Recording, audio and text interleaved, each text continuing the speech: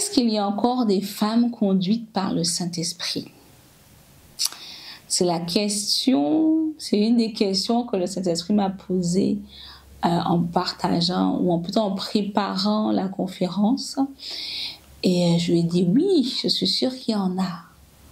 Et me disant en fait que de plus en plus de femmes en fait ne le consultaient pas pour participer à certains événements, ou alors que si elles ne connaissent pas personnellement les personnes ou des choses comme ça, elles vont être tellement paralysées par la peur ou par tout autre, même des traumatismes. Hein. Tu as eu des personnes en fait que tu as connues qui étaient des charlatans, etc., etc. Et donc ta peur ou tes traumatismes vont prendre le dessus sur la voie du Saint-Esprit. Et moi, en fait, je voulais tout simplement t'encourager à suivre la direction du Saint-Esprit. S'il te met à cœur de venir à la conférence, viens. Pourquoi? Parce que Dieu est omniscient. Il sait tout. Si toi, tu ne me connais pas, lui, il me connaît. Autre chose, Dieu a quand même donné son Fils pour que tu sois sauvé. Hein? Jésus a donné sa vie.